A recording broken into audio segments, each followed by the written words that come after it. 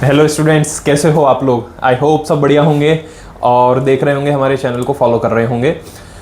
हमने 10th class के अंदर फर्स्ट चैप्टर कंप्लीट कर दिया है। उसकी प्लेलिस्ट बनी हुई है। आप यूट्यूब के अंदर सेक्शन में, ये प्लेलिस्ट सेक्शन में जाकर के चेक कर सकते हो। जिसने नहीं देखा है वो उसे देख लेना अच्छे से। और उसी के लास्ट में मैंने आपसे पूछा भी था कि कौन सा चैप्टर नेक्स्ट स्टार्ट करना चाहिए। तो कुछ कमेंट्स आए थे और कुछ मैसेजेस आए थे कि सर सेकंड या फिर फोर्थ चैप्टर स्टार्ट कर देते हैं। तो जिन्होंने बोला था फोर्थ चैप्टर, उनको बता देता हूँ कि फोर्थ चैप्टर आपको तब समझ आएगा जब आपको सेकंड चैप्टर पहले समझ में आएगा। तो सेकंड चैप्टर ज़्यादा बड़ा है नहीं, बट उसके कॉन्सेप्ट हम फोर्थ चैप्टर के अंदर काम में लेने वाले हैं। इसलिए फोर्थ से पहले एक बार सेकंड चैप्टर कंप्लीट कर लेते हैं, सेकंड, और उसके बाद में हम थर्ड जो है वो बाद में कर लेंगे। पहले सेकंड, फिर उसके बाद में फोर्थ कर लेते हैं। सेकंड और फोर्थ एक बार एक जैसे हैं लगभग और जुड़े हुए हैं एक दूसरे से। जिस समय पहला अपना वीडियो बनाया था, जिस समय पहला लेक्चर था जिसके अंदर हमने डिस्कस किया था क्या रणनीति रहने वाली है और कौन सा चैप्टर कितने मार्क्स है, उसी में मैंने बता दिया था। ये चैप्टर है बहुपद और वो चैप्टर होगा द्विघात समीकरण से रिलेटेड। तो क्या है, बहुपद से ही द्विघात बने हैं। मैं चैप्टर बात बीच में और कर लेंगे अपन। चैप्टर स्टार्ट करता हूँ। चैप्टर सेकंड, इसका नाम है बहुपद। तो सबसे पहले बहुपद क्या है वो शब्द समझ में आना चाहिए। तो देखो 9th क्लास के अंदर आप पढ़ करके आए हो बहुपद, इसको अपन इंग्लिश में पॉलिनोमियल बोलते हैं। ऐसे जो भी व्यंजक है, ध्यान रखना समीकरण नहीं बोल रहा हूं मैं इनको व्यंजक बोल रहा हूं। समीकरण ये तब बनेगा, कई बार क्या होता है हमको ध्यान नहीं होता तो हम ऐसी गलती कर देते हैं। जैसे ये लिखा हुआ है, अब देखना इज इक्वल्स टू में कुछ भी लिख दो, बराबर के अंदर कुछ भी लिख दो, मैंने 8 लिख दिया, ठीक है ना। अब ये क्या बन गया, अब ये समीकरण बन गया। तो अक्सर क्या होता है, ध्यान ही नहीं होता है, हमको भी ध्यान नहीं होता है, कई बार बताने वालों को भी ध्यान नहीं होता है। वो बोल देता है कि ये समीकरण है, नहीं ये समीकरण है, ये समीकरण नहीं है। और हम बात कर रहे हैं बहुपद की, इसको हम व्यंजक बोलते हैं। और 9th क्लास के अंदर हमने अच्छे से पढ़ा था कि जब भी किसी व्यंजक के अंदर वेरिएबल मतलब अचर राशि की घात एक प्राकृत संख्या होती है, पूर्ण संख्या होती है, तो उसे हम बहुपद बोलते हैं। तो ये सारे के सारे क्या हैं, बहुपद। अब बात करते हैं कि बहुपद के प्रकार की बात कर लेते हैं एक बार। देखिए बहुपद के प्रकार यहां पर देखिए, मैंने बोर्ड पे पहले से लिख करके रख रखा है। बहुपद, इसको रैखिक बहुपद बोलते हैं, द्विपद, द्विघात बहुपद और त्रिघात बहुपद। अच्छा, ये सारे सामने लिखे हुए हैं। इसके अंदर आपको एक चीज जो नोट करनी है, जो चीज समझनी है वो समझना। देखिए रैखिक बहुपद, इनमें मेन जो डिफरेंस है ना, अंतर है, वो क्या दिख रहा है। तो इसको देखना, x एक बार है, इधर भी x एक बार है, इधर y एक बार है, ठीक है। इधर y है, उसके ऊपर स्क्वायर लगा है, ठीक है। इधर x है और उसके ऊपर स्क्वायर लगा है। इधर भी u है, उसके ऊपर स्क्वायर लगा है, हालांकि u है, इसमें भी x है। सेम इधर x है और उसके ऊपर घात 3 लग रखी है। अब यही जो चीज है ना, यही चीज डिसाइड करती है कि वो रैखिक होगा कि बहुपद होगा, मतलब रैखिक होगा कि द्विघात होगा कि त्रिघात होगा। यही चीज है जो कि डिसाइड करती है। इसका मतलब जितनी उसकी घात होगी उसके हिसाब से उसका नाम चलेगा। देखो इसके अंदर क्या है, घात इसकी 1 है, घात 1 है। तो जहां पर वेरिएबल के मतलब कि x y z ये जो आते हैं, जो ABCD आने वाली है आपके पास में, यदि इसकी घात 1 होती है तो उसको हम क्या बोलते हैं, रैखिक बहुपद। अगर कुछ इंग्लिश मीडियम से जुड़े हुए स्टूडेंट भी देख रहे हो तो ध्यान रख लेना, इसको अपन लीनियर पॉलिनोमियल बोल देते हैं। क्या बोलेंगे, लीनियर पॉलिनोमियल। जहां पर वेरिएबल की घात मतलब कि x y z इनकी घात 2 रहेगी, उसको अपन द्विघात बहुपद बोल देंगे। मतलब कि बाइनोमियल, क्वाड्रेटिक पॉलिनोमियल, क्या बोल देंगे, क्वाड्रेटिक पॉलिनोमियल इसको बोल देंगे। अब देखिए द्विघात से आगे बढ़ता है ना, उन सबको अपन नॉर्मल बहुपद ही बोल देते हैं। जहां पर वेरिएबल की घात अधिकतम 2 रहने वाली, अधिकतम घात 2 रहने वाली है, अधिकतम घात 2 रहने वाली है, इसको अपन क्या बोल देंगे, द्विघात बहुपद। जहां अधिकतम घात 3 रहने वाली है, अब देखिए यहां पर अधिकतम घात 3 है, यहां पर घात 3 है, घात 2 भी है, लेकिन मैंने बोला अधिकतम घात 3, अधिकतम घात 3 है ना, तो इसको अपन त्रिघात बहुपद बोलेंगे। इसमें देखिए घात 3 भी है, घात 2 भी है और घात 1 भी है, तो इसको अपन क्या बोलेंगे, त्रिघात बहुपद, अधिकतम घात। अच्छा, अगर मैं इसको हटा देता हूं तो अब ये क्या रहेगा, देखिए यहां पर 3x है, यहां पर भी x है, तो अधिकतम घात कितनी मिल रही है आपको, 2 मिल रही है, इसलिए इसको अपन द्विघात का बहुपद बोलेंगे। अच्छा, अगर ऐसा कोई स्टूडेंट्स है जो कैमरे के उस साइड बैठा है और उसको नहीं समझ में आ रहा सर ये घात वगैरह क्या चीज है, तो एक बार शॉर्ट में जल्दी से देख लेना। अगर मैं x गुणा x करूं और x प्लस x करूं तो इन दोनों में स्टूडेंट्स को कई बार ध्यान नहीं होता। चलो मैं करता हूं 3 गुणा 3 और 3 प्लस 3, इनमें क्या डिफरेंस है, इनके आंसर में डिफरेंस है। 3 गुणा 3 क्या होगा, 9, और 3 प्लस 3 क्या होगा, 6। वही डिफरेंस इसमें है कि x गुणा x। अच्छा, जो ये चीज है इसी को मैं 3 का स्क्वायर लिख सकता हूं ना। अगर यहाँ पर 3 तीसरी बार और गुणा होता तो घात 3 होती, अगर चौथी बार गुणा होता तो घात 4 होती। पांचवी बार गुणा होता तो घात 5 होती। वैसे ही अगर मैं 3 प्लस 3 प्लस 3 कर रहा हूं तो इसको मैं 9 लिखूंगा। अच्छा, इन शॉर्ट इसको मैं 3 गुणा 3 लिख सकता हूं क्योंकि 3 का रिपीटेशन 3 बार है। अगर 3 गुणा 3 सॉरी 3 प्लस 3 लिखा है तो ये 12 हो रहा है। लेकिन इसी चीज को मैं क्या लिख सकता हूं, 3 4 बार आ रहा है ना, तो 3 4 बार आ रहा है, इसको 3 गुणा 4 लिख सकता हूं, वो 12 हो गया। तो इन दोनों में ये डिफरेंस है कि ये गुणा के अंदर होता है, वो घात लग जाती है। तो वही चीज है कि x गुणा x होगा, इसको तो मैं x स्क्वायर लिख दूंगा, और x प्लस x है तो इसको मैं 2x लिख दूंगा। जैसे ये है भाई 3 बार आया तो 3 बार 3 लिख दिया, ये 3 बार 3 ऐसा समझ लेना इसको, 3 टाइम 3। और वैसे भी अब तो YouTube का जमाना है, YouTube पे आप लेक्चर देख रहे हो, वहां पर भी कई बार आता है ना स्पीड का ऑप्शन 2x स्पीड, वो 2x मतलब 2 गुणा, समझना उसको 2 गुणा। तो स्पीड कितनी हो गई, 2 गुणा 1.5x लिखा हुआ आता है, 1.5x। ये वास्तव में 1.5x क्या है, 1.5x नहीं, वो 1.5 गुना है, ये गुणा का साइन है, मतलब 1.5 गुनी कर दिया आपने स्पीड इसकी जो भी चल रही थी। और अगर आप अभी देख रहे होंगे मेरे को सामने, और अगर 1.5 गुनी कर दी होगी आपने, तो समझ में आ जाएगा कि क्या चीज आपने किया है, और वही चीज मैं बता रहा हूं आपको। तो इसको मैं 2x लिख दूंगा। अगर मेरे पास x प्लस x हो गया तो इसको क्या लिख देंगे, 3x लिख देंगे। वहीं पे यदि इसके अंदर x गुणा x हो गया तो इसको मैं x क्यूब लिख दूंगा। अब ये क्या बन गया, द्विघात। ये सारे के सारे क्या हैं, एक घात के बहुपद, और ये क्या है, 3 घात का बहुपद। अगर ये चीज समझनी है तो मैं साइड हो जाता हूं, आप जल्दी से इसका स्क्रीनशॉट ले लीजिए, फिर मैं इसको रफ कर देता हूं, ठीक है। आई थिंक आपको ये वाली चीज जो है इस साइड में जो लिखा है, ये भी पूरी चीज समझ में आ गई होगी, क्योंकि ज्यादा कुछ हार्ड है नहीं, बहुत ही सिंपल टॉपिक है, बहुत इजीली समझ में आने वाला है, ज्यादा टाइम लगने वाला भी नहीं है। रेखिक बहुपद, द्विघात बहुपद, त्रिघात बहुपद, अब इससे ज्यादा कितनी भी घात हो, ठीक है, अगर वो इस फॉर्मेट में लिखा हुआ है तो अपन उसको बहुपद बोल देंगे। फिर आते हैं यहां पर कि बहुपद की घात, ठीक है ना, इसमें से भी 1-2 क्वेश्चन बनते हैं। बहुपद की घात, इसी को अपन क्या बोल देते हैं, डिग्री ऑफ पॉलिनोमियल, इसको अपन बोलते हैं इंग्लिश के अंदर डिग्री ऑफ पॉलिनोमियल, बहुपद की घात। बहुपद की घात अगर इसको मैं लिखूं तो देखो, अगर नोट्स बना रहे हो तो आप चाहो तो लिख सकते हो। बहुपद की घात क्या होती है, बहुपद में जो भी अचर पद होगा, ठीक है ना, वेरिएबल टर्म की अचर राशि की अधिकतम घात,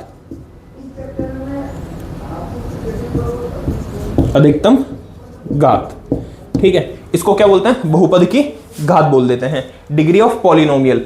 अब देखिए घात डिग्री, जैसे मैं इसी की बात करता हूं, अब देखिए इसके अंदर इन सब की डिग्री क्या होगी, इन सब की डिग्री क्या होगी, तो इन सब की डिग्री होगी 1। क्यों, क्योंकि यहां पर x की अधिकतम घात कितनी है, 1, x की अधिकतम घात 1, y की अधिकतम घात 1, तो इन सब की डिग्री कितनी हो गई, 1। इसी तरीके से यहां पर देखो y की अधिकतम घात 2 है, यहां पर भी x की अधिकतम घात 2 है, और यहां पर u की अधिकतम घात 2 है, मतलब इसकी घात कितनी हो गई, या फिर बोलूं डिग्री कितनी हो गई, 2 हो गई। इसकी अधिकतम घात कितनी, 3, इसकी अधिकतम घात 3, इस पूरे में अधिकतम घात कितनी है, 3, तो इसकी घात कितनी हो गई, या डिग्री बोलते हैं जिसको, कितनी हो गई वो 3। मैं साइड में हो जाता हूं, आप जल्दी से इसको देख लीजिए और स्क्रीनशॉट लेकर के अच्छे से नोट कर लीजिए।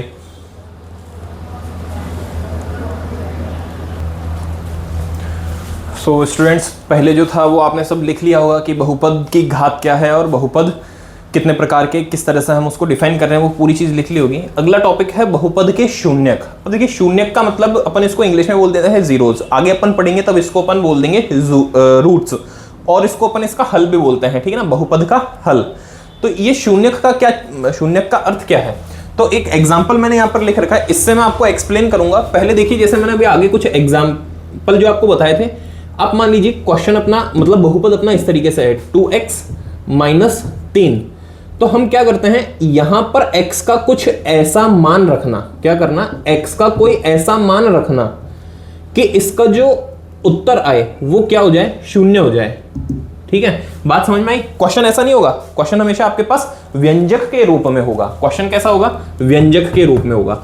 x का ऐसा मान रखना है। अगर आप नोट बनाना चाहते हो तो अपनी लैंग्वेज में, क्योंकि देखो नोट्स आपको समझने हैं, तो आप अपनी लैंग्वेज में ये चीज लिख सकते हो कि x का वो मान मुझे रखना है कि इसका मान 0 हो जाए। अब मान 0 हो जाए तो उसी को अपन क्या बोल देंगे, 0। किसको, जो मान रखा। जैसे अब यहां पर मैं x का क्या मान रखूं कि मेरा आंसर 0 आ जाए, तो मैं x बराबर 3/2 रख करके सोचता हूं। तो देखो 2 गुणा x की जगह रखना 3/2 -3, 2 से 2 कट गया, इधर क्या आया 3 - 3, आंसर क्या आया 0। इसका मतलब 3/2 के ऊपर ये 0 हो रहा है ना, तो यही क्या है, इसका शून्यक है। क्या है, शून्यक है। अब अगर 2 घात का समीकरण होगा जैसे मैंने ले लिया x square minus 5x plus 6 बराबर 0, तो देखो x बराबर मैं 3 रख सकता हूं, उसके ऊपर ये 0 हो जाएगा।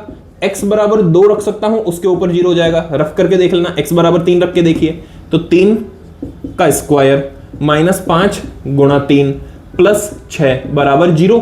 3 का स्क्वायर 9 माइनस 15 प्लस 6 बराबर 0। यहां पर नहीं, देखो सॉल्व करके देख लेना, तो बराबर में क्या आ जाएगा 0।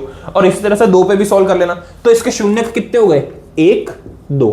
3 इसका शून्यक है, मतलब इसके रूट्स 2 इसके रूट्स हैं। ये तो होता है कि शून्यक क्या चीज है, मतलब वो मान जो अपन रखें x के अंदर, x नहीं अब y हो z हो जो भी हो, उसकी जगह पे जो मान आप रख रहे हो वो मान रखने के बाद में अगर 0 बनता है तो क्या हो जाएगा, वो उसका शून्यक कहलाएगा, 0 कहलाएगा। अच्छा जरूरी नहीं कि शून्यक ही है, अगर मान रखने पर शून्यक नहीं मिल रहा तो वो शून्यक नहीं होगा, ये बात भी ध्यान रखना। मान लो मैंने 2x माइनस 3 के अंदर x बराबर 5 रख दिया, 5 रख दो कोई दिक्कत नहीं, रख दो भले। 10 माइनस 3 मतलब कितना आ रहा है 7 आ रहा है। अब 0 नहीं मिल रहा ना, तो ये इसका शून्यक नहीं है, लेकिन इसका हल अगर कुछ बोलता है, जैसे क्वेश्चन ने बोला कि इस मान के ऊपर इसका हल क्या होगा, तो अपन ऐसा सॉल्व करते हैं। अब आइए वापस इस जगह पर मैं आपको एक चीज बताता हूं, इसको मुझे, ये तो हो गए बहुपद के शून्यक, कि वो मान जो मैं वहां पर रख रहा हूं, मतलब जो बहुपद दिया है ना उसमें x का मैं मान कुछ ऐसा रख रहा हूं कि वो मान उसका शून्य हो जाए, पूरा 0 हो जाए, तो वो उसका क्या कहलाएगा, शून्यक कहलाएगा। 0 बोलते हैं, रूट भी उसको बोलते हैं। आगे जब हम जाएंगे आगे नेक्स्ट चैप्टर में, तो उसी को हम उसका सॉल्यूशन भी बोलेंगे, सॉल्व बोलेंगे जब सॉल्व करेंगे इसको। अब आइए मैंने ये लिखा, वास्तव में मेरा क्वेश्चन तो ये है, ठीक है ना, व्यंजक ये है, मैंने मान लिया कि ये क्या है, y के बराबर है। सबसे पहले तो क्या करूंगा, इसको मैं ग्राफ के अंदर बनाने की कोशिश करूंगा। ग्राफ में बनाने के लिए अपन क्या करते हैं, मैं एक सारणी बनाता हूं। देखिए ये सारी चीज कोई काम की नहीं है, अपने पहले बता देता हूं मैं, ये जो एग्जांपल बता रहा हूं ना, ये कोई काम की चीज नहीं है एग्जाम की दृष्टि से, लेकिन अगर इस टॉपिक को बिल्कुल अच्छे से समझना है ना, तो इस चीज को समझ में आना ही चाहिए, ये चीज समझनी पड़ेगी अगर इसको अच्छे से समझना था। नहीं तो मैंने आपको बता दिया कि शून्य क्या है, 2.1 जो है ना वो मैं लिख करके देता हूं कि खाली इस पॉइंट से मैंने आपको एक्सप्लेन कर दिया ना, और खाली एक तरीका बताऊंगा हो जाएगा, लेकिन वास्तव में ऐसा क्यों है तो वो आप यहां पर समझ सकते हो। देखिए x और y, ठीक है ना, x और y के अलग अलग मान, x की जगह पे मैं एक बार 0 रख देता हूं, रखना।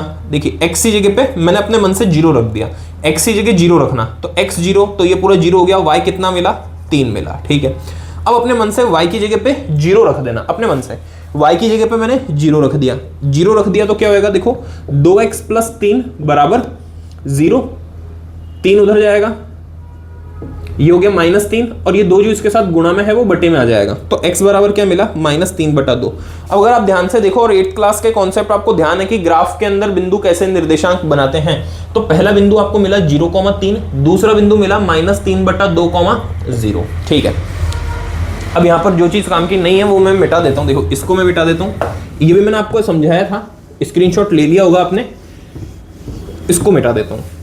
अब इसका मैं ग्राफ बनाता हूँ। देखिए आपको एक बार 8th 9th में जो अपन ने ग्राफ बनाना सीखा था ना, वो भी यहाँ से वापस एक बार आ जाएगा समझ में कि कैसे बनाते हैं। सबसे पहले तो ये y अक्ष बन गई, ये x अक्ष बन गई, 0,3 मेरे को दर्शाना है, मतलब y के ऊपर 3 होना चाहिए, ठीक है। तो ये 1 2 3 4, एक बार देख लेता हूं मैं कैमरे के अंदर, जब तक आप भी इसको समझो कि क्या इस ढंग से दिख रहा है ये, हाँ जी बिल्कुल सही ढंग से दिख रहा है, शायद 1 नहीं दिख रहा है, 1 को थोड़ा सा 2 जितना 1 कर देते हैं, ठीक है। इस तरफ चलेंगे तो -1 -2 हो जाएगा, इस तरफ चलेंगे 1 2 3 हो जाएगा। मैं बिल्कुल रफली ग्राफ बना करके बता रहा हूं क्योंकि खाली अपने कोई कॉन्सेप्ट समझ में आना चाहिए, ठीक है ना। ग्राफ का इस चैप्टर से कुछ लेना देना है नहीं वैसे, केवल इस चैप्टर से, बाकी टॉपिक से तो होता है। -1 मैं इसको थोड़ा सा दूर ज्यादा रखता हूं क्योंकि मेरे को दिख रहा है यहाँ पर मुझे -3/2 बनाना है, मतलब जगह मुझे थोड़ी ज्यादा चाहिए होगी। ये -1 रखा, इस जगह पर -2 रखूंगा, यहां पर अपन ने -3 रखा। पहला बिंदु प्लॉट करता हूं मैं, 0,3, देखिए x पे 0 y पे 3 बिंदु इस जगह कहीं बनेगा। दूसरा देखना -3/2, अच्छा अपने 6th 7th क्लास के अंदर ऐसे नंबर को नंबर लाइन के ऊपर बनाना भी सीखा है, संख्या रेखा के ऊपर। तो कैसे बनता है, देखिए -3/2 है ना, इसका मतलब ये पूरा भाग दोगे तो -1 सही 1/2 ऐसा कुछ बनता है, मतलब 1 तक तो पूरा आएगा, इसके अपने को 2 टुकड़े करने पड़ेंगे, इस जगह कहीं बिंदु आएगा, ये आ गया। इस बिंदु को a नाम दे देता हूं, इसे b लिख देता हूं, ठीक है, ढंग से लिख देता हूँ मैं। ये देखिए, ये बी लिख दिया अपन ने और ये ए लिख दिया। तो ये वाला बिंदु ए है, ये बिंदु बी है। मेरी जो रेखा है, लाइन जो है वो यहां से जा रही, मतलब कि अब देखो ये रेखा जो है ना, ये क्या चीज है, ये जो व्यंजक था ना, जो व्यंजक था 2x + 3, उसको मैंने y के इक्वल किया, ये एक समीकरण बन गया। ये समीकरण जो है ना, ये इस लाइन को रिप्रेजेंट कर रहा है। क्या कर रहा है? ये ग्राफ के अंदर इस रेखा को रिप्रेजेंट कर रहा है। अब सुनो ध्यान से, समझना बात को। ये क्या है? 2x + 3 कितने घात का है? तो इसकी घात कितनी है? जल्दी आंसर दे दो अपने माइंड में आप। डिग्री कितनी है इसकी? 1, क्योंकि x की हाईएस्ट घात कितनी दिख रही है? 1 दिख रही है। तो कितने डिग्री, कितने घात का है? x की घात कितनी है हाईएस्ट? 1 है ना। देखो ये क्या है? x अक्ष। x अक्ष को ये ग्राफ कितनी बार काट रहा है? केवल एक बार, केवल एक बार। अब इसको आगे कितना भी बढ़ा दो, भाई x अक्ष यही है, आगे कहीं जाकर के काटने से रहा, ऐसा तो है नहीं x अक्ष यहां भी है और नीचे भी है, नहीं, x अक्ष यही है। इसको आगे कितना भी बढ़ा दो तो आगे जाकर के भी ये कभी तो x अक्ष को काटेगा नहीं। तो इसका अर्थ क्या है? अब देखो, इसका मैं आपको ज्यामितीय रूप जो है ना वो चीज समझा रहा हूं। क्या होता है? बहुपद के शून्यक का मतलब क्या है? जहां पर वो उसका मान 0 हो जाए, और मान 0 होने का मतलब क्या है? x का मान 0 हो जाएगा, मतलब x का मान, सॉरी, x का कुछ ऐसा मान रख रहे हो कि वो पूरा 0 हो जाए। देखो मैंने वही तो किया यहां पर, ऐसा कुछ मान रखो, देखो इस जगह पर ऐसा कुछ मान रखो कि इसका मान क्या हो जाए? 0 हो जाए। यही चीज आपको समझ में आई होगी कि 0 कहां पर होगा? यहां पर। अब देखिए ये जो बिंदु है, बी बिंदु है ना, बी बिंदु क्या है अपना? -3/2, 0।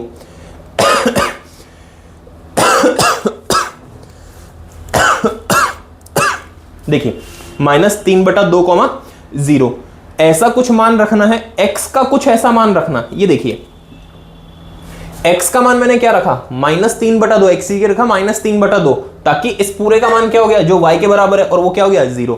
और y 0 होगा तो वो कब होता है? जब वो x अक्ष के ऊपर होता है। ये क्या चीज है अपनी? x अक्ष।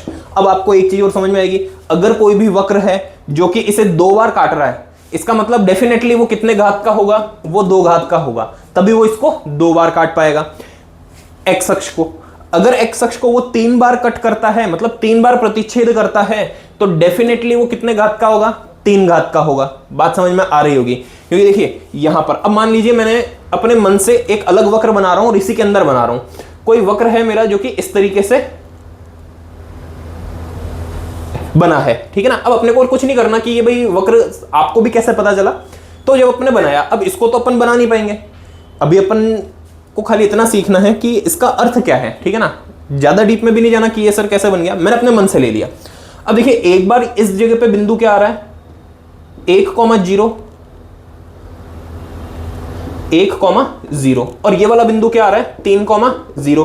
भाई x पे और ये 3, इसका मतलब देखो x का मान मैंने क्या रखा? 1 रखा, तब मुझे क्या मिला? 0। y का मान क्या रखा? सॉरी, x का मान क्या रखा? 3, तब मुझे क्या मिला? 0। इसका मतलब कि उसके जितने शून्यक होंगे, या फिर ऐसा कहूं जितने शून्यक होंगे उतनी ही उसकी डिग्री होगी और उतना ही बार वो x अक्ष को कट करेगा। वापस बोल रहा हूं, इस लाइन को अगर लिखना चाहो तो लिख लेना। आप नोट्स बना रहे हो साथ में, तो लिख लेना कि कोई भी बहुपद का शून्यक है ना, उसके साथ में लिख लेना कि जितने बहुपद के शून्यक होंगे उतनी ही उसकी डिग्री होगी। या फिर इसको और अच्छे से लिख लेना कि जितने बहुपद की जो डिग्री होगी, बहुपद की जितनी घात होगी, उतने ही उसके शून्यकों की संख्या होगी और उतनी ही बार वो x अक्ष को प्रतिच्छेद करेगा। वापस बोल रहा हूं, एक बहुपद की जितनी घात होगी उतने ही उसके शून्यकों की संख्या होगी और उतनी ही बार वो x अक्ष को प्रतिच्छेद करेगा। लिख लो इसे जल्दी से, आराम से अच्छे से लिख लो, और अगर चाहो तो इसे रफली अभी बना लेना और बाद में अच्छे से फेयर कर लेना। देखिए स्टूडेंट, प्रश्नावली 2.1 अपन स्टार्ट कर रहे हैं। इसके पहले एक एग्जांपल है तो उसके भी क्वेश्चन लगभग सेम ही है, लगभग क्या बिल्कुल यही क्वेश्चंस हैं। तो आप वो एक बार ट्राई कर लेना, सॉल्यूशन उसमें है। नहीं आते हैं तो आप अपने कमेंट्स, अपने जो भी डाउट हो वो कमेंट्स में ड्रॉप कर देना, तो मैं उसमें एक बार देख लेंगे। क्वेश्चन देखिए, क्वेश्चन में क्या, प्रश्नावली 2.1 है। एक बार इसका क्वेश्चन जो है वो क्या बोल रहा है? क्वेश्चन ये बोल रहा है कि ये सारे px बराबर y कुछ ग्राफ हैं, और ये जो ग्राफ हैं आपको इतना बताना है कि इसके शून्यांकों की जो संख्या है वो क्या है। एक बार मैं साइड हो जाता हूं, आप ग्राफ को अच्छे से देख लीजिए और मैं क्वेश्चन भी रीड कर देता हूं, एक बार आप अच्छे से सुन लेना। ये सारे ग्राफ जो हैं वो बुक में हैं, अच्छे से बने हुए, यहाँ पर भी ट्राई किया मैंने बिल्कुल सही बन जाए। क्वेश्चन लिखा हुआ होता है कि किसी बहुपद px के लिए y बराबर px पर ग्राफ दिए हुए हैं, आपको प्रत्येक स्थिति में px के शून्यांकों की संख्या ज्ञात करना है। ठीक है, अपने को क्या करना है, शून्यांकों की संख्या ज्ञात करना है। अब देखिए अभी जो मैंने आपको बताया उसके हिसाब से तो आपको पूरी चीज समझ में आई रही होगी। ये बताइए ये एक्स अक्ष को कितनी बार काट रहा है, एक बार भी नहीं काट रहा। अच्छा यहाँ दोनों तरफ तीर के निशान लगे हैं, तो ये तीर का निशान मतलब ये रेखा है, रेखाखंड नहीं है, रेखा है, तो ये अलग अनंत तक जाएगा, अनंत तक जाएगा, कि कभी भी एक्स अक्ष को कट करेगा नहीं। तो इसके कितने शून्यांक होंगे, 0 होंगे, बस ये इसका आंसर है। अगला देखना इसको सेकंड यहाँ पर इसे देखो, देखिए ये एक्स अक्ष को कितनी बार काट रहा है, शाबाश, एक बार और 2 बार। आपके भी दिमाग में यही चीज आई, वापस बोल रहा हूं, मैंने बोला एक्स अक्ष को कितनी बार काट रहा है, तो एक्स अक्ष तो यही है। अब इस वाई अक्ष को कितनी बार भी काटे छोड़ दो, एक्स अक्ष को कितनी बार काट रहा है, एक बार काट रहा है, इसलिए इसका उत्तर क्या आएगा, 1। ये इसका आंसर है। दूसरा इसमें आ जाएगा थर्ड क्वेश्चन, देखिए एक्स अक्ष को 1 बार, 2 बार, 3 बार, इसका आंसर क्या आएगा, 3। इसे देखिए एक्स अक्ष को 1 बार काटा और दूसरी बार काटा। अच्छा इससे फर्क नहीं पड़ रहा कि ये इसकी धन दिशा को काट रहा है, दिशा को काट रहा है, मतलब पॉजिटिव वाले को कि नेगेटिव वाले को, बस एक्स अक्ष इससे कितनी बार प्रतिच्छेद होता है, तो कितनी बार प्रतिच्छेद हो रहा है, 2 बार, इसलिए इसका आंसर क्या आएगा, 2। तीसरा देखिए, चौथा पांचवा क्वेश्चन, एक्स अक्ष को कितनी बार कट कर रहा है, ये 1 बार, 2 बार, 3 बार और 4 बार, तो ये कितना हो गया, 4। मतलब कि अच्छा यहां पर एक चीज और समझ में आएगी आपको कि मैंने बताया आपको कि जितनी बहुपद की घात होगी, जितनी बहुपद की घात उतने ही उसके शून्यक होंगे और उतनी ही बार वो एक्स अक्ष को कट करेगा। तीनों पॉइंट है, इसका मतलब ये कितनी बार कट कर रहा है, 4 बार कट कर रहा है। तो पहले तो ये इसका आंसर हो गया कि इसके कितने शून्यक पॉसिबल होंगे, 4 शून्यक पॉसिबल होंगे, पहली चीज। दूसरा, जब इसका वक्र बनेगा तो वक्र में वक्र नहीं, जब इसके बहुपद बनेगा तो इसके बहुपद की घात क्या होगी, 4। सबसे पहले तो ये एक्स अक्ष को कितनी बार कट कर रहा है, 4, बहुपद की घात कितनी होगी, 4, और इसके शून्यांकों की संख्या कितनी होगी, 4। इसे देखिए 1, अब देखिए कट नहीं कर रहा लेकिन स्पर्श कर रहा है, तो इसे भी हम मानते हैं क्योंकि एक्स अक्ष को वो छूना चाहिए, एक्स अक्ष को स्पर्श हो रहा ना, 1 बार, 2 बार और 3 बार, तो इसका आंसर क्या होगा, 3। देख लो इसे जल्दी से, मैं साइड हो जाता हूं, आप अच्छे से इसको समझ लो, स्क्रीनशॉट ले लो, और चाहो तो आंसर ही लिख लो आप, तो डायरेक्ट स्क्रीनशॉट भी अगर लेना चाहते हो तो बढ़िया है।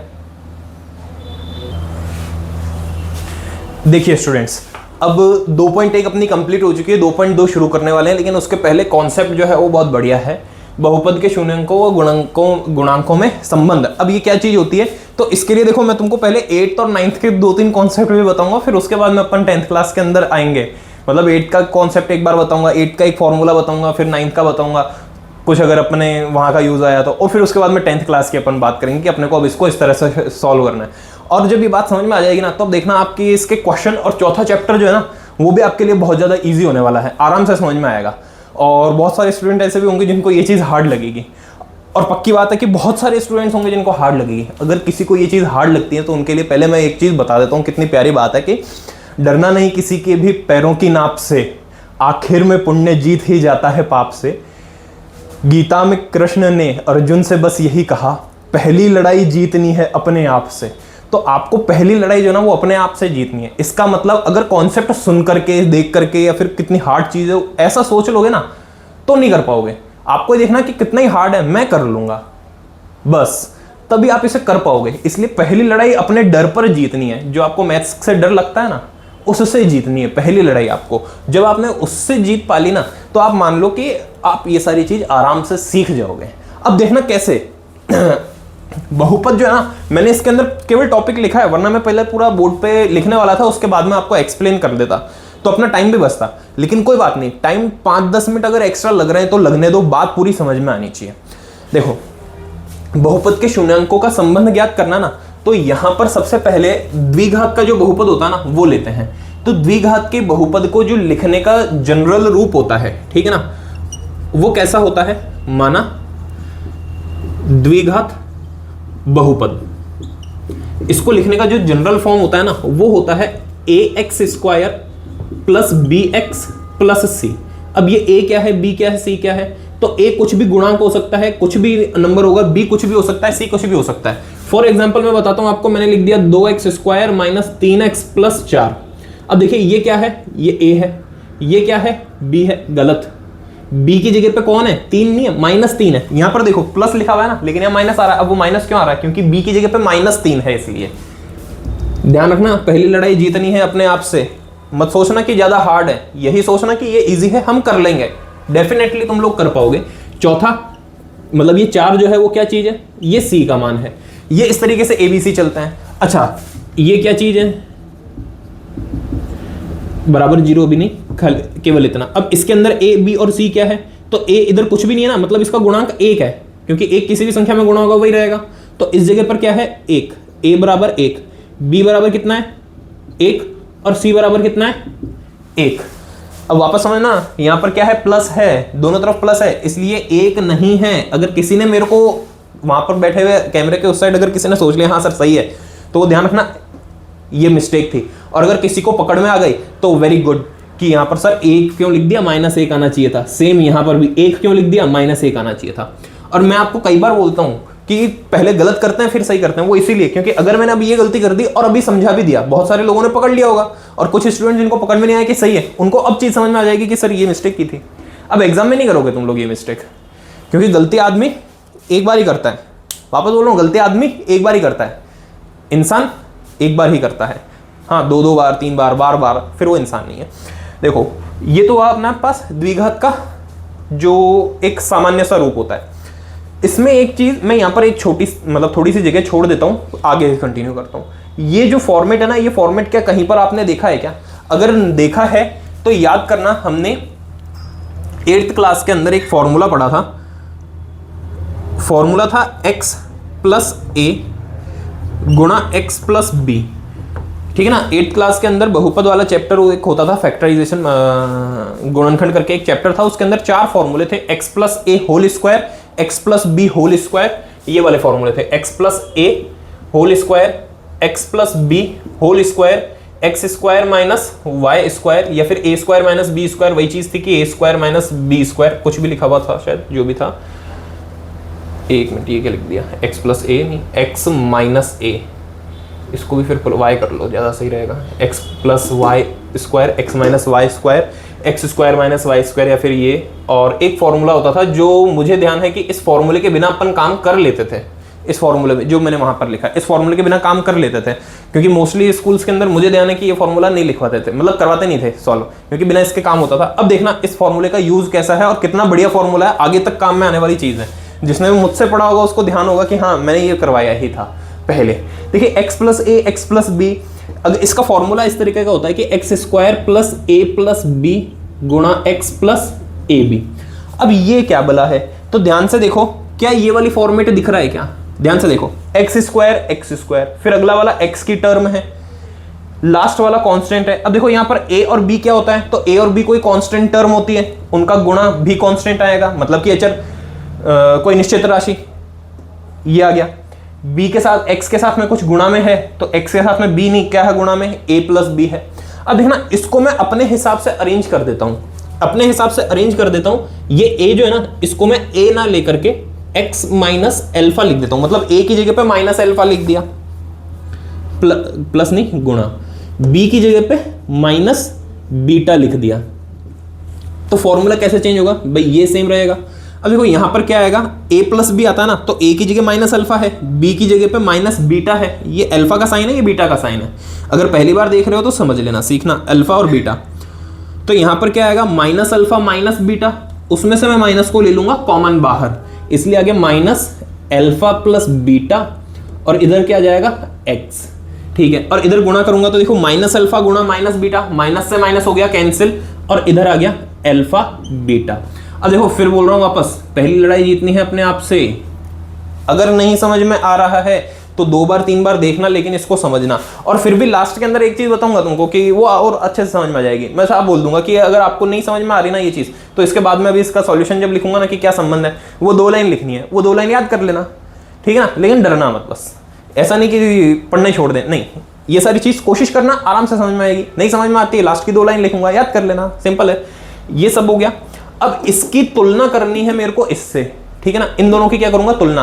अभी मैंने ये जगह छोड़ी थी ना, वो जगह क्यों छोड़ी वो भी समझ में आएगी। देखिए यहाँ पर x का कुछ गुणांक है, हाँ जी x का कुछ गुणांक है, इधर कांस्टेंट टर्म है, इधर कांस्टेंट टर्म है, इधर x का गुणांक, x स्क्वायर का गुणांक क्या है a, गुणांक का मतलब जो उससे गुणा में होता है, x स्क्वायर के साथ कौन गुणा में है a, इधर x स्क्वायर से कौन गुणा में है 1, कुछ भी नहीं है मतलब 1 है।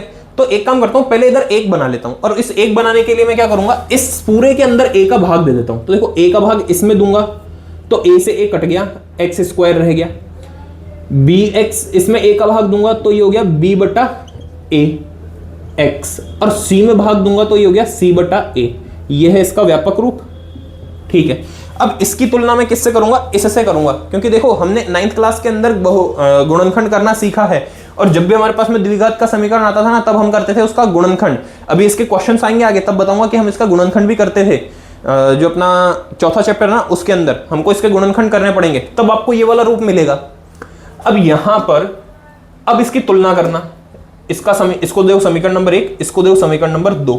समीकरण नंबर 1 और समीकरण नंबर 2 की यदि आप तुलना करते हो तो देखो x स्क्वायर के गुणांक की तुलना करना x स्क्वायर के गुणांक से, तो वो कितना है 1 है। ये जो फॉर्मेट होता है ना, ये फॉर्मेट, इसमें x के अंदर जो माइनस में है इनको अपन क्या बोलते हैं, इनके शून्यक। यहां पर इनको क्या बोलते हैं, शून्यक। तो देखो जब तुलना करता हूं ना मैं, अब यहां पर इंपॉर्टेंट पॉइंट लिख रहा हूं मैं कि देखो शून्यक व गुणांकों में संबंध, गुणांकों में संबंध, यहां से अपने इंपॉर्टेंट पॉइंट आना शुरू हो गए। क्या, सबसे पहले देखो गुणांकों का कंपैरिजन करना। ये जो है ना, ये दोनों तो हैं इसके मूल, इनको क्या बोलते हैं अपन, इन दोनों को बोलते हैं मूल। किन दोनों को, केवल इसको, अल्फा को और बीटा को मूल, या फिर शून्यक, जीरो, रूट्स, सॉल्यूशन, ये सारी चीज। चलो आगे आ जाओ इस तरफ। जब मैं इसकी तुलना करता हूं ना तो सबसे पहले तुलना करना इसकी, ठीक है, इससे। तो यहां पर क्या मिलेगा, माइनस अल्फा प्लस बीटा बराबर b बटा a।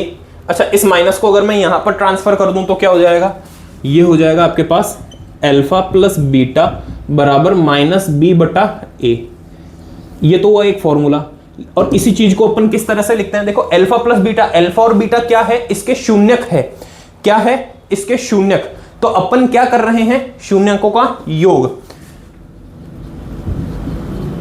शून्यकों का योग बराबर क्या मिलेगा, सबसे पहले तो माइनस का साइन। b क्या है, देखो ध्यान से, b क्या है, x का गुणांक, x का गुणांक बटा a क्या है, a क्या है, x स्क्वायर का गुणांक, बटे में क्या आएगा, x स्क्वायर का गुणांक। इंपॉर्टेंट। अब देखो, अब आपके ऊपर है, चाहे आप इसको याद करो। मैंने बोला ना अभी कि अगर नहीं आ रही समझ में कोई बात नहीं, डरना मत, इस चीज को एक याद कर लेना भाई। शून्यंकों का योग जो इधर आ रहा है, शून्यंकों का योग मतलब अल्फा प्लस बीटा बराबर माइनस बी बटा ए, अल्फा प्लस बीटा बराबर माइनस बी बटा ए, एक्स का गुणांक, एक्स स्क्वायर का गुणांक, ठीक है। अब आगे कंपैरिजन करना। देखो अभी मैंने खाली इसका कंपैरिजन किया, ठीक है ना। यहां पर चाहो तो लिख भी देता हूं मैं कि x के गुणांकों की तुलना, ठीक है ना। यहां पर साइड में बिल्कुल क्लियर दिख रहा है क्या आप लोगों को। तो ये देखिए, ये स्टूडेंट्स है अपने पास x के गुणांकों की तुलना करने पर। अगला क्या कर रहा हूं मैं, जो ये चर पद है, कांस्टेंट नियतांक जो आता है लास्ट में, इसकी तुलना करने पर, इसकी तुलना करूंगा तो इधर क्या है c बटा a, इधर क्या है अल्फा बीटा। तो इसकी तुलना जब करूंगा तो अल्फा बीटा बराबर c बटा a, एक ये चीज आ गई अपने पास में, ठीक है ना। ये अपने तुलना करी तो देखो, ये अल्फा और बीटा क्या है, शून्यक, इनका क्या हो रहा है, गुणनफल। तो यहां पर क्या लिखूंगा मैं, शून्यंकों का गुणनफल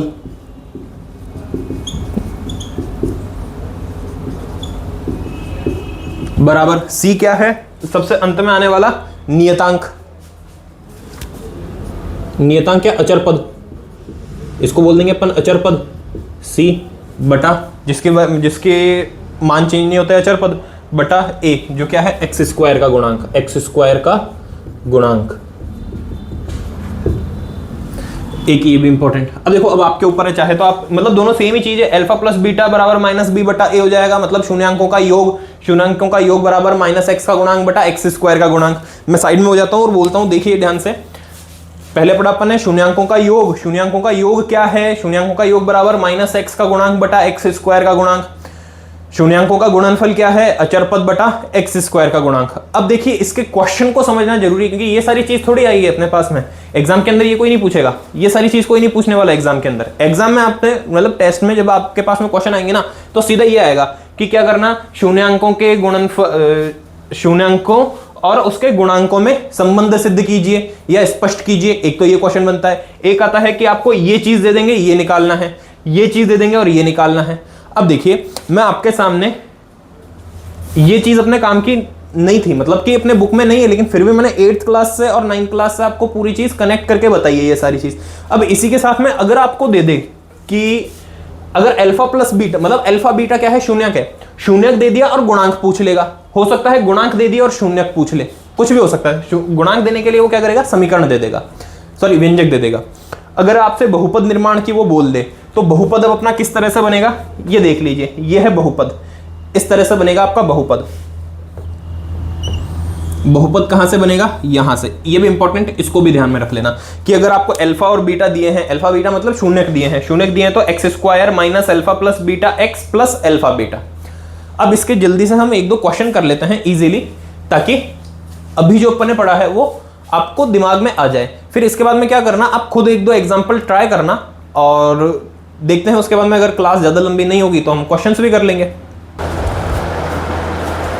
हाँ मेरे स्टूडेंट्स, पहली लड़ाई जीतनी है अपने आप से, ध्यान रखना इस बात को। क्वेश्चन देखो, इसके क्या करने हैं? शून्यक निकालने हैं, या फिर जिसको बोलते हैं अपन रूट्स निकालने हैं, या फिर मूल निकालने हैं। ये अपन ने 9th में 8th में कुछ क्वेश्चन किए थे और 9th में तो बहुत अच्छे से सीख रखा है इसको, तो मुझे लगता नहीं कि ज़्यादा इस पर एफर्ट्स डालने की जरूरत है। लेकिन फिर भी एक तो इसके शून्यक निकालने हैं और शून्यांकों और गुणांकों के मध्य संबंध की स्थापना करनी, सत्यता करनी है। जो भी अपन ने मेरी चीज़ समझाई ना पूरी, वो सारी चीज़ नहीं आएगी।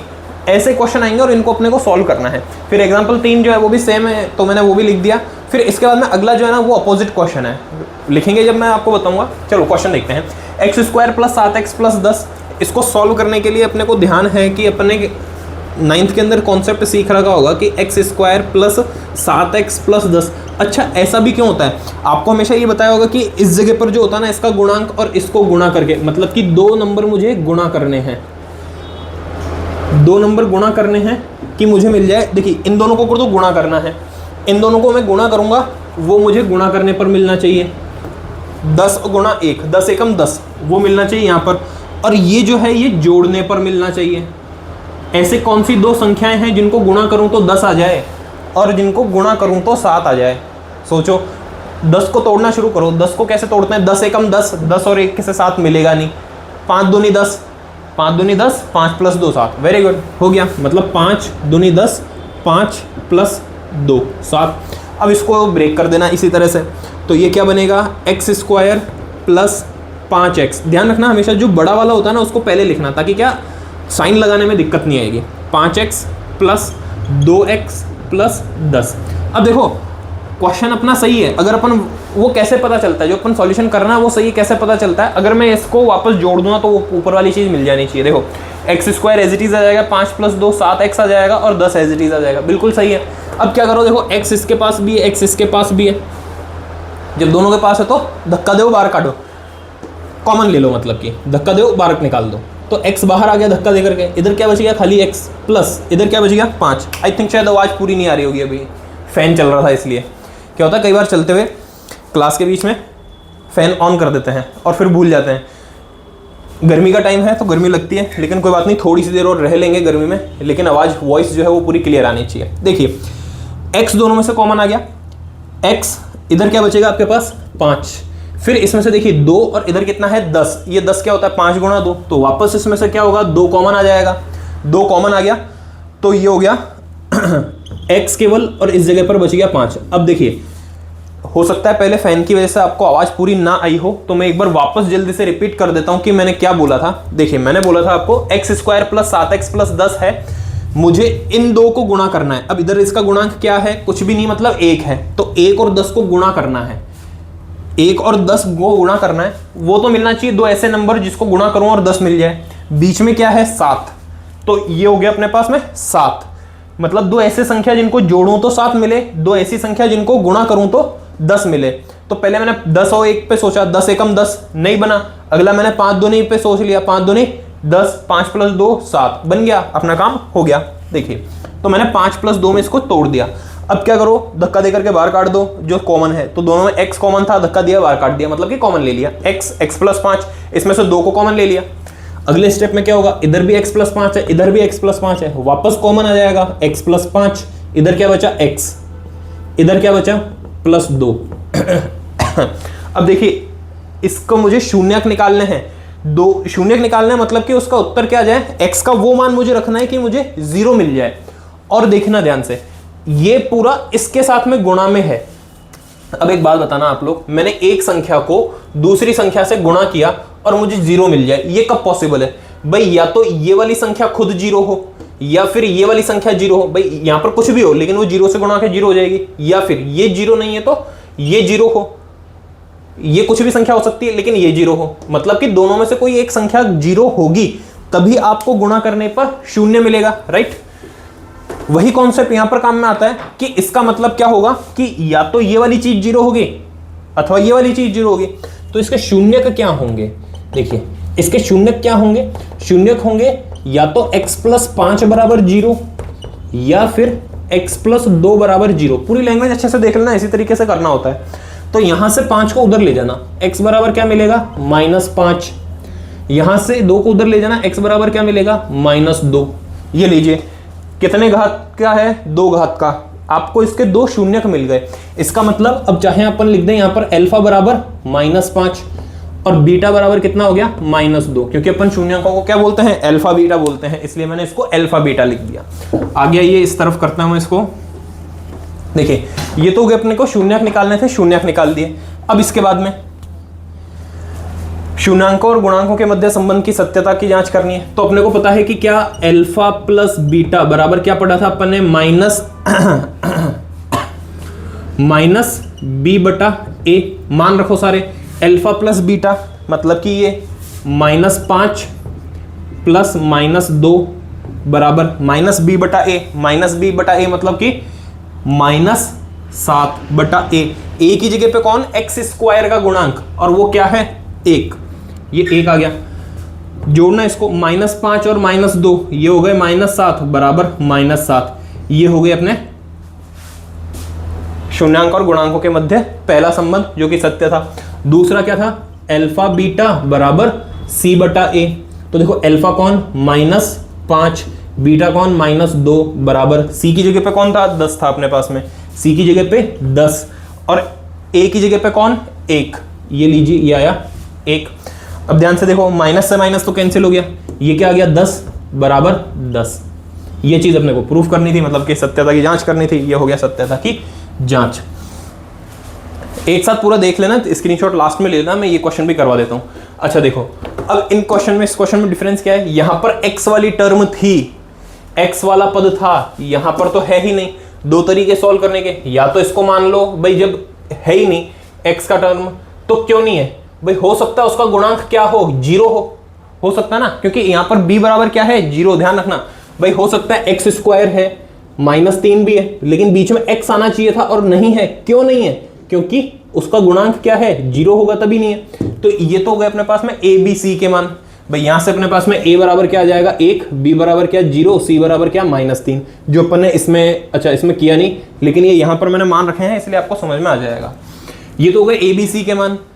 लेकिन क्वेश्चन को सॉल्व कैसे करें भाई, इस तरीके से तो ये वाला तरीका लगाना तो मैं बोलता हूं हार्ड हो जाएगा। इसको अपन इस तरीके से काम में लें। देखिए अपने पास क्वेश्चन x² - 3 है, ध्यान देना एक फॉर्मूला अपन ने पढ़ा था x², इसको a और b वाले फॉर्म में लिखता हूं मैं। a² - b² बराबर होता है a - b गुणा a + b। ये एक फॉर्मूला होता है, 8 में पढ़ा था अपन ने, 9th में अपन ने यूज भी किया था। अब देखिए a - b और a + b, ठीक है, a² - b², ये फॉर्मूला, लेकिन यहां पर अभी लगते हुए आपको दिख नहीं रहा होगा, कोई बात नहीं, मैं इसको x² - √3 होल स्क्वायर कर सकता हूं ना। भाई क्या होगा, मैंने अभी आपको यहां पर भी बताया कि अगर मैं वापस इसको ऐड कर दूं तो 7x मिल जाएगा, मतलब वापस बैकवर्ड चलूं तो क्वेश्चन आ जाएगा ना, बिल्कुल सही है। तो वही चीज यहां पर भी अगर मैं स्क्वायर से रूट कैंसिल कर दूंगा, भाई स्क्वायर करूंगा इसका रूट 3 का तो वापस 3 आ जाएगा, वापस ये चीज आ जाएगी, क्वेश्चन आ जाएगा, बिल्कुल सही। अब यहां पर देखिए a की जगह पे a नहीं है, कौन है, x है, b की जगह पे b नहीं है, कौन है, रूट 3। लगा दो फॉर्मूला, कर दो सॉल्व, ये हो गया x माइनस रूट 3 गुणा x प्लस रूट 3, ठीक है ना।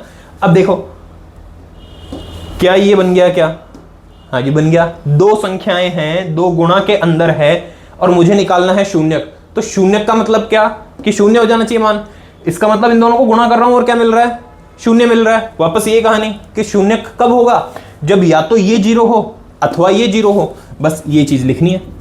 शून्यक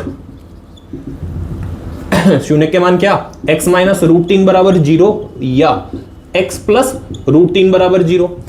x बराबर कितना आ जाएगा, रूट 3, पहला मान ये आ गया, भाई माइनस है उधर जाके प्लस हो गया, ये प्लस है उधर जाके माइनस हो जाएगा, तो x बराबर माइनस रूट 3। अच्छा समझदार बच्चों, इसको ये मत कर देना, ठीक है ना, ये मत कर देना। अब यहां पर सामने लिख करके इसको काट रहा हूं, ये मत कर देना। अब दो मान आ गए इसके, अब इसमें से एक अल्फा होगा, मतलब इसको अपन क्या मान लेंगे, अल्फा, और इसको अपन क्या मान लेंगे, बीटा। क्या करना है, इसी तरीके से सत्यता की जांच करनी है, संबंध के सत्यता की जांच करनी है, जांच लो। तो अल्फा प्लस बीटा करो सबसे पहले, अल्फा प्लस बीटा बराबर माइनस बी बटा ए, और इस तरफ कर दूंगा गुणा की, अल्फा गुणा बीटा बराबर सी बटा ए। मान रखो सारे, अल्फा प्लस बीटा मतलब कि रूट 3 प्लस माइनस रूट 3 बराबर बी कितना था, 0 था, माइनस 0 बटा 1। तो देखो 0 में किसी का भी भाग दोगे वापस आना 0 ही है, माइनस प्लस क्या फर्क पड़ता है। और ये क्या हो गया, plus root 3 minus root 3 plus minus 0, खत्म, हटाओ। ये चीज जो प्रूफ करनी थी वो हो गई, ठीक है ना।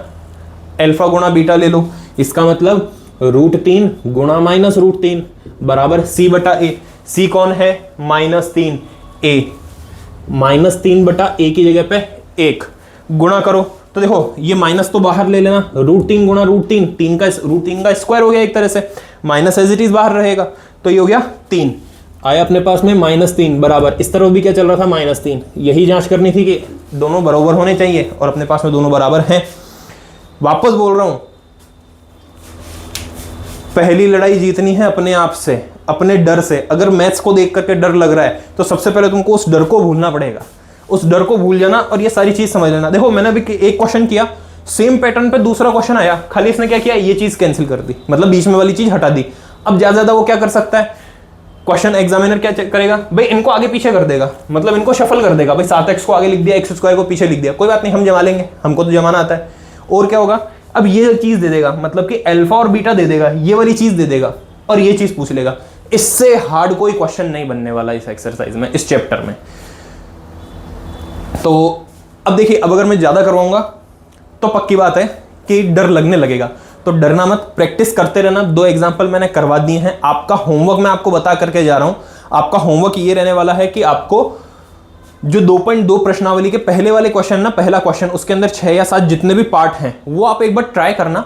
अगले लेक्चर के अंदर अपन वो सारे डिस्कस कर लेंगे, पहला क्वेश्चन दूसरा क्वेश्चन दोनों कंप्लीट कर देंगे, और अगले लेक्चर के अंदर मुश्किल से, मतलब अब क्वेश्चंस को करने में ज़्यादा टाइम लगेगा नहीं, सारे एक जैसे हैं, लेकिन एक साथ करवाना नहीं चाहता मैं, ज़्यादा लंबा हो जाएगा और आपको भी समझ नहीं आ पाएगा, इसलिए नेक्स्ट में करेंगे, छोटा वीडियो ही रहेगा नेक्स्ट भी, और अपन उसके अंदर कंप्लीट कर देंगे। तो 2 लेक्चर के अंदर अपना सेकेंड चैप्टर कंप्लीट।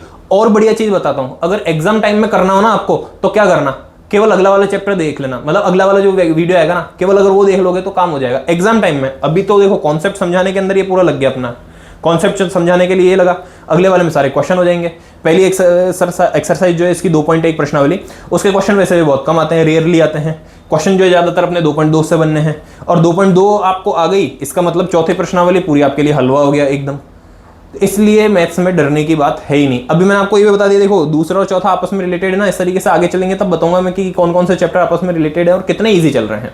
तो आपको क्या करना है, आराम से अब ये जो भी वीडियोस आपने देखे हैं अच्छे से इसको नोट्स बनाना, और अपने उन फ्रेंड्स के साथ में शेयर कर दो जो कि 10th में हैं और अच्छा मैटर पढ़ना चाहते हैं, क्योंकि आप कहीं पर जाते हैं तो फीस दे करके भी शायद आपको ऐसा कंटेंट मिले जो आपको यहाँ पर free of cost, without any charge, बिना किसी फीस के मिल रहा है। तो क्यों ना हम फायदा उठाएं और दूसरों को भी इसका फायदा मिले, ऐसा काम करें। इसलिए अपने फ्रेंड्स के साथ में इसको अच्छे से शेयर करो, ज़्यादा से ज़्यादा शेयर करो, बताओ उनको कि यूट्यूब के ऊपर कोई एक चैनल ऐसा भी है जो कि 10th क्लास की साइंस और मैथ्स बिल्कुल फ्री करवा रहा है। आपके बोर्ड की तैयारी होगी अच्छे से, और विद्या वो धन है जो बांटने से बढ़ता है। तो आप किसी के लिए अच्छा ही कर रहे हो, कुछ बुरा नहीं कर रहे हो, इसलिए शेयर करना इसे ज़्यादा से ज़्यादा। अगर कोई भी डाउट होता है तो आपके पास में एक फ़ोन नंबर बोर्ड पे लिखा है और इसके डिस्क्रिप्शन में भी है इसका Facebook link, WhatsApp group link, Telegram link और इंस्टाग्राम पेज का लिंक, वो सारी चीज़ ग्रुप के इसके डिस्क्रिप्शन में है। आप वहाँ जाकर के हमें फॉलो कर सकते हो। व्हाट्सअप के ऊपर अगर आपको नोट्स चाहिए हो, वैसे तो आप प्रॉपर बना रहे होंगे उम्मीद है मुझे, अगर नोट्स चाहिए, एक्स्ट्रा क्वेश्चंस चाहिए, तो आप अपना नाम, क्लास और कौन सी स्कूल है वो लिख करके आप व्हाट्सएप के ऊपर मैसेज छोड़ देना। जब भी हम मतलब हमारी टीम के पास जब भी टाइम होगा, हम सीन करेंगे तो हम आपको ग्रुप में ऐड कर देंगे और जो भी स्टडी मटेरियल होगा वो प्रोवाइड करवा देंगे। लास्ट में आप डिस्क्रिप्शन में जो भी है उस पर जाना, लिंक चेक कर लेना। कमेंट के अंदर ये जरूर बताना आप कि कौन सी स्कूल से हैं और कहाँ से आप देख रहे हैं। नेक्स्ट चैप्टर किसी ने सेकंड और किसी ने फोर्थ कहा था, मैंने सेकंड स्टार्ट किया है, फोर्थ इसके बाद में स्टार्ट कर देंगे। अगर स्कूल में आपके इससे अलावा अलग कोई चैप्टर चल रहा है तो वो भी आप जरूर बताइए। Thank you class. जय हिंद, जय भारत।